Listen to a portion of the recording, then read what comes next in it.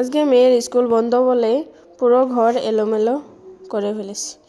Hello guys, আসসালামু আলাইকুম। সবাই কেমন আছেন? আশা করি সবাই ভালো আছেন। সকাল সকাল ব্লগটা শুরু করে দিলাম। এদিকে আমার মেয়ে আমাকে রুটি বানাতে দিচ্ছে না, ও নিজেই নিয়ে বলছে আমি বাবার জন্য রুটি বানাচ্ছি।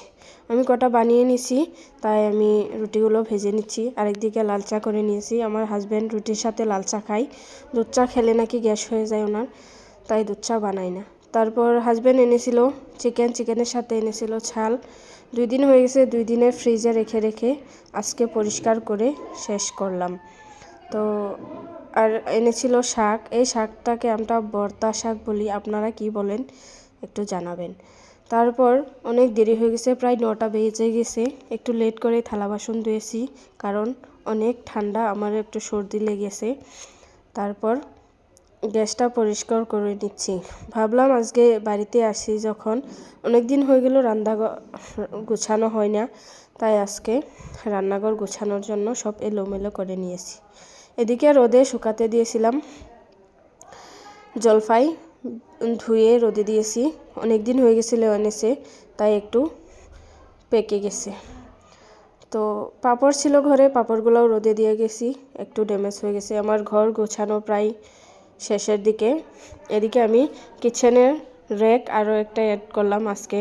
আগে একটা ছিল এটা, আজকে আবার ওই পাশেটা অ্যাড করলাম, কারণ থালা বাসন অনেক বেশি আমার, তাই প্রয়োজন ছিল। তারপর অনেক দেরি হয়ে গেল, রান্নাবান্না আর দেখানো হয়নি। চিকেন রান্না করেছি মটরশুঁটি দিয়ে, তো ভিডিও করতে পারিনি। আমার মেয়ে বেগুন ভাজা খেতে পছন্দ করে। কালকে আমার চাচার বাড়িতে গিয়েছিলাম আমার চাচাকে দেখতে, তো ওখানে আমার চাচি বানিয়েছিল বেগুন ভাজা।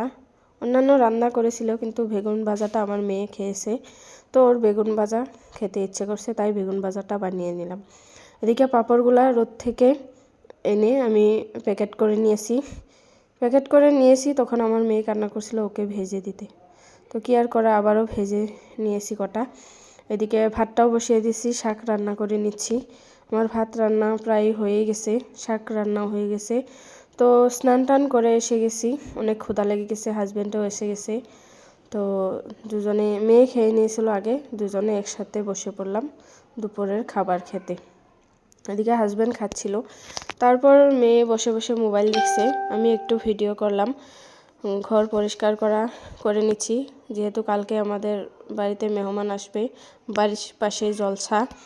তো রাস্তায় গিয়েছিলাম, একটু ভিডিও করলাম, জলসার গেট এটা। তো কালকে আসবে ভিডিও। কেমন হয়েছে জানাবেন, ভালো লাগলে লাইক করবেন, শেয়ার করবেন। ভালো থাকবেন, সুস্থ থাকবেন, ধন্যবাদ।